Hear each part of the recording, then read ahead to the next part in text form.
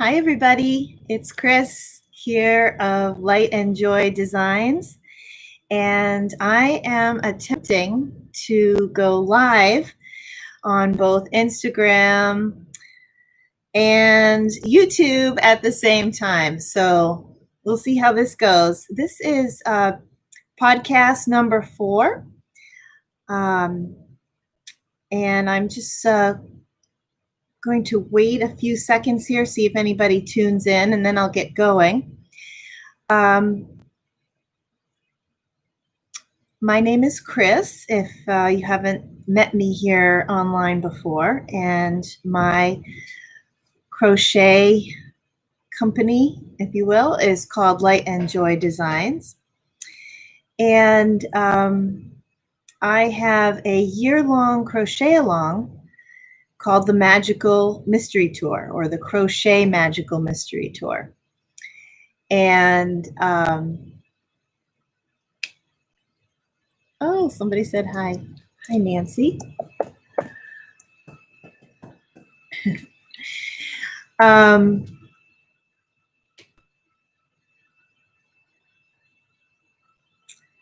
Nev. So let me tell you what I'm going to be covering this week. I'm going to be covering this week's pattern.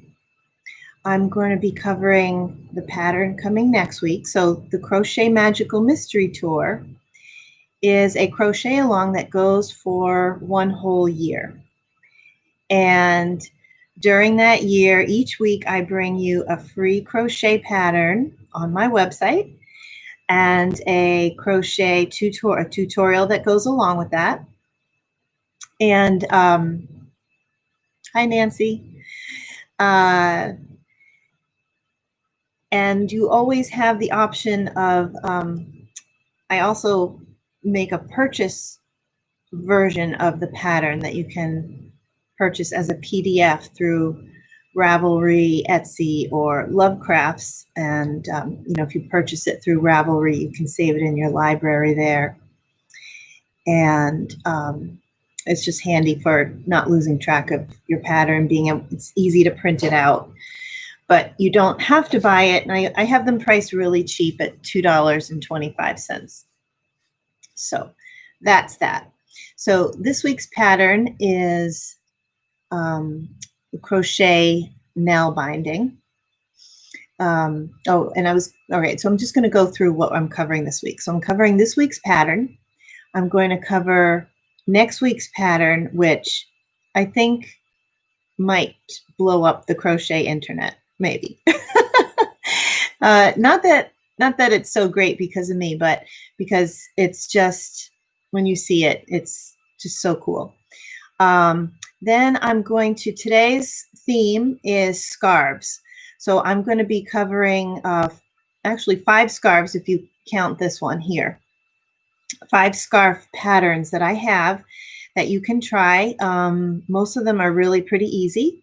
And then I'm going to cover with you something that I learned this week that helps make my life better, and sharing it with you in case you like it too. Hi, Barbara.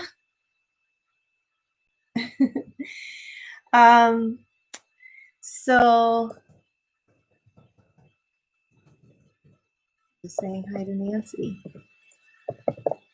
I'm new at this, so I don't know what's the best way to do this. Okay, so let's get started. So this week's pattern that's out this week is the Nalbinding Crochet.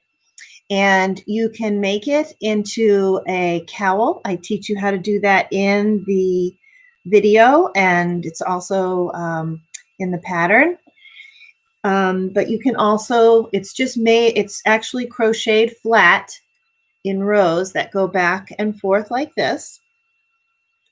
And so you can make it into just a scarf if you want, a nice long scarf. And this is made in the yarn called Colorscapes from Red Heart. And it's in the colorway called Shanghai. Good morning. Hi, Barbara. Thanks for tuning in. Okay, so And then keep tuned for also this upcoming week. I am going to put out another tutorial on nail binding. It is this crochet nail binding gives you a look that's very similar to regular nail binding, which is a needle craft that creates fabric with a needle and thread or needle and yarn. And I'm going to have another, so this past week, I have the tutorial on how to make this. But upcoming next week, I'm going to have another tutorial on nail binding that shows you a couple of different little distinctions. So one of the characteristics of this style that I teach this week has this cool decorative rippling that occurs along the edges.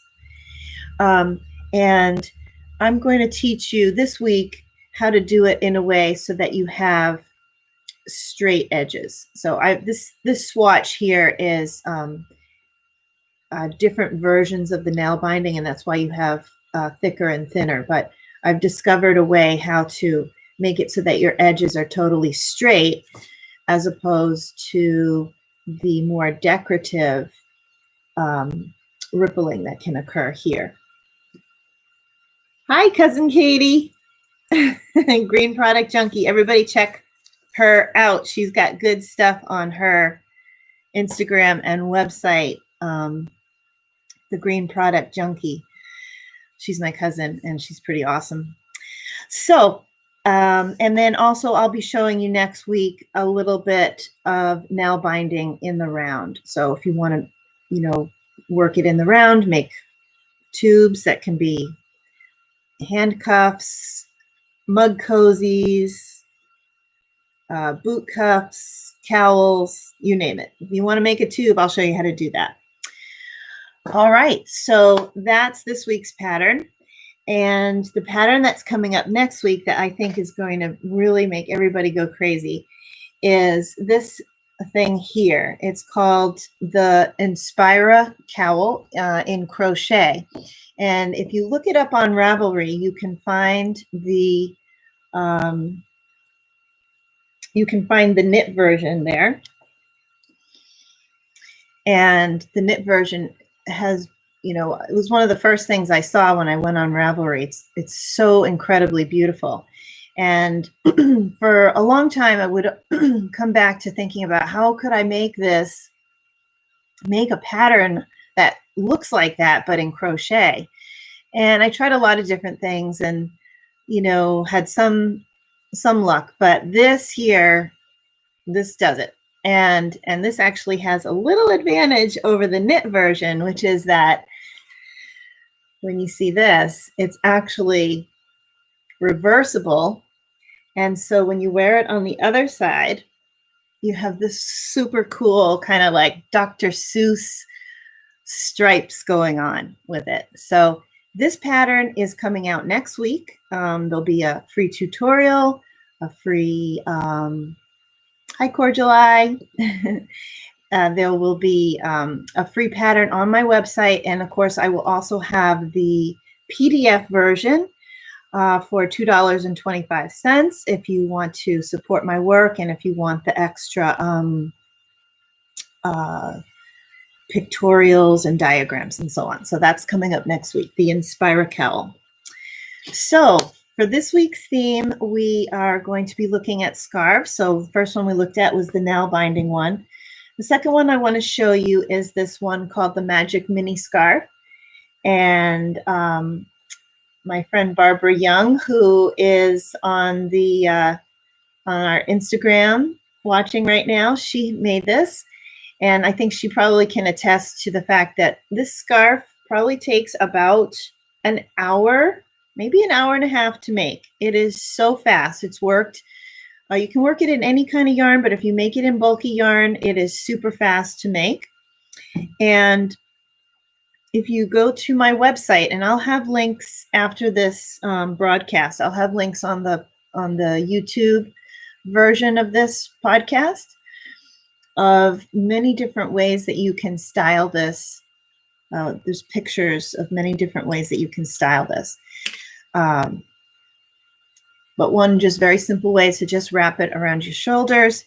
And I like to use this thing called the Hyperbolic Crochet Scrunchie as a shawl pin. And I'll have a link to this as well. And then you just get yourself a shawl pin stick. And if you don't have one of these, you can use anything. You know, you could use a pen, or you can use those things that you use for sticking into apples when you make candy apples in the fall. And then you just put it through the center of the crochet scrunchie, go into your scarf, and then come back through the center of the crochet scarf, sorry, the crochet scrunchie. And then you have this really nice, soft shawl pin. And so that's really pretty. Let me show you another version of that scarf. I made this one using 2 different strands of Ferris wheel yarn held together to make it into a bulky yarn. And it's a coat. They're both color changing yarns, both of them. And so it made this really cool look. And so that's that one. And then this other one I wanted to show you, this is the same one. This one I made in Ferris wheel yarn, just in a single strand. And it's much lighter, but also was just as fast to make. And I want to show you that the way that I have this one styled is with a cord. I just laced it up through the different holes. And I will have a link to, I have a video on how to make all different kinds of crochet cords. So you just make a crochet cord and lace it up, and you have a something that you can just throw on quickly, and it's already laced up, ready to go. And there you go, perfect for the fall. So let's take a look at the next scarf. That's the Magic Mini Scarf, and I'll have links to all these in the description in the YouTube version. The description will be there. Hi, polka dots. I'll have the description in the YouTube description, and I'll also have this on my website with all the links there too. So the next scarf I want to show you is a very easy one, and it's just made with corner to corner crochet. And so if you've never tried this before, it's so easy. This is made in Premier Bloom yarn. And what I did was I just joined it here, and the joining, which is in the YouTube tutorial, is like so easy, so easy. There has never been an easier joining method. You won't believe it. So I'll have a link to this. So you can make it in this sort of bandana cowl version, or you can make just a nice, easy, long scarf. So that's the corner to corner scarf. The next scarf I want to show you is the Flamenco Dreams ruffle scarf. And this scarf, I kind of was surprised at the fact that it didn't get as much traction as I thought it would get, because it's so fancy and frilly, and I mean, just so fun. This is made with hyperbolic crochet, and hyperbolic crochet is just when you have each row, each successive row, you increase the number of stitches by 2 or 3 or more stitches, and you get this really cool rippling effect. So this is a very easy scarf to make. This is actually Ferris wheel yarn in Wild Violets. And I will have a link in the descriptions, both on YouTube and also on my website after I film this, to this scarf and all the other scarves that I show. So, you know, this one you can just tuck it in the back and wear it like a cowl. You can wear it down. You can make it small. You could even just make it so that it's only a cowl size. But this one I just think is so fabulous. I really wanted to highlight this one again. So if it interests you, take a look at it. Okay, so the next scarf I want to show you, and it's the last scarf of the day, is the Oasis scarf. And what's really cool about this scarf is we get this rippling effect. And I have this one available in both regular crochet and Tunisian crochet. And if you've never tried Tunisian crochet, this might be a good project to try because it's worked in a lightweight yarn with I believe it's like a 9mm crochet hook. And even if you don't have a Tunisian crochet hook, if you want to try it in Tunisian crochet, you can use a regular crochet hook and this incredible technology called a rubber band. And you just put the rubber band on the end of your crochet hook. And what that will do is it'll keep your stitches from falling off. And even though this scarf is wider than this crochet hook, it's still long enough to do this project. You don't need a Tunisian crochet hook to make this project. Or if you want, you can just make it in regular crochet. But this project also features the Crochet Rose shawl pin. And let me just show that to you here. I made it in a few different colors. And the rose shawl pin, I have two different versions. I have a large and a small. And you can use these with a shawl pin the same way as you just go in one petal on one side, go through your shawl in the back, and then go through another petal on the other side, like so. Or you can use any number of hair clips.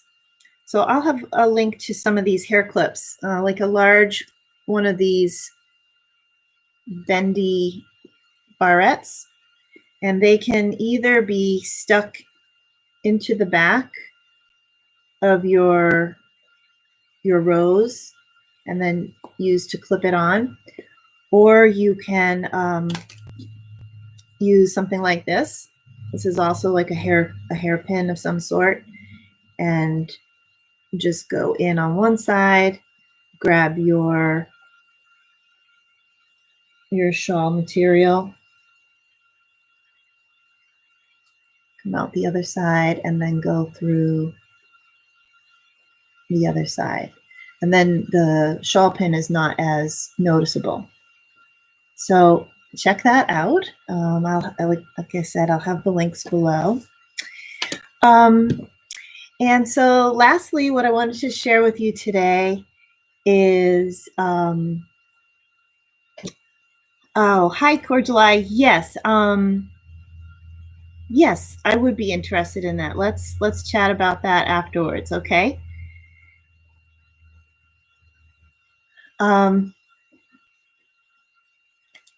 So I wanted to share with you something I learned this week that helps me sometimes, and it's called holding it lightly. So this is related to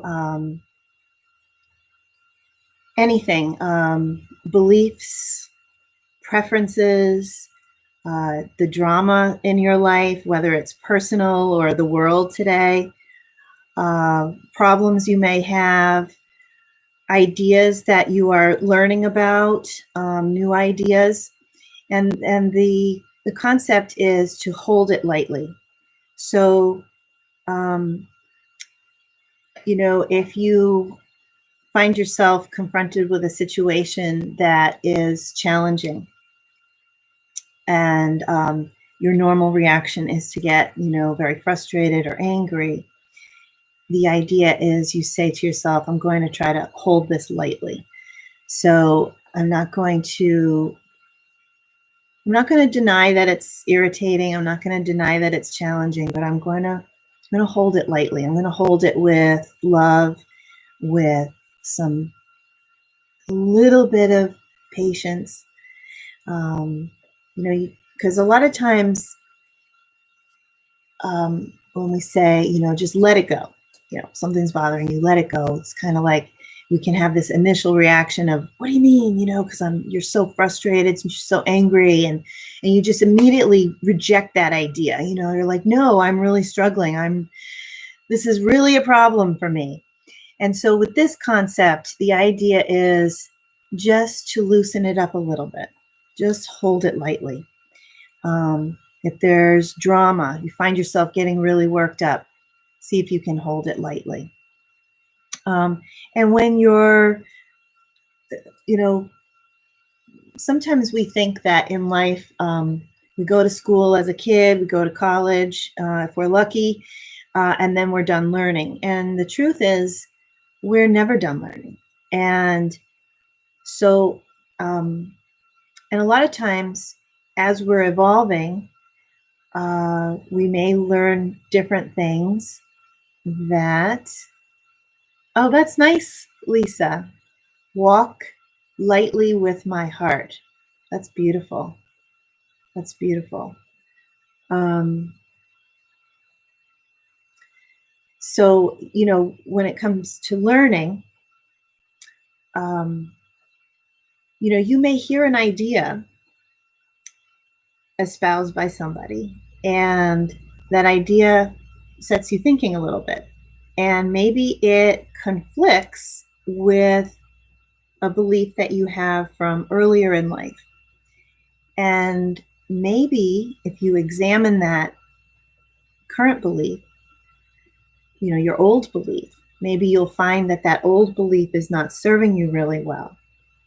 So the idea is, let's hold that belief lightly while we examine maybe a new belief, and hold that lightly too. And just allow yourself to be open to goodness. So today the world is, you know, really full of a lot of drama, and a lot of the news seems to be along the lines of not so much, here, this is what happened, but what will happen if this bad thing happens, right? So we can get really worked up about, oh my gosh, what if this bad thing happens? And oh my God, this bad thing could happen. And we get really into kind of a future drama of what bad things could happen. So again, hold that lightly, and also allow, what if this good thing happens? What if that good thing happens? Because a good thing is just as likely to happen as a bad thing. And if we look at all the anxiety, all the worries we've had in our entire life, a lot of times those things never came to pass. So when you're worried about potential bad outcomes, hold it lightly and allow for the possibility that good things will come your way.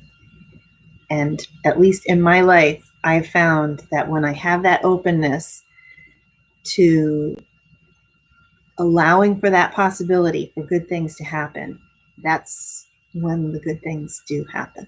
So if that helps you, take it. If it doesn't, leave it. And I thank you so much for joining me today, this morning. If you're watching this either now or in the future, in the recorded version, please drop a line and say hi. And please do subscribe or follow, and because I'll have new patterns coming out each week. And I thank you so much for being here and sharing your time with me. Have a great Sunday. Bye, everybody.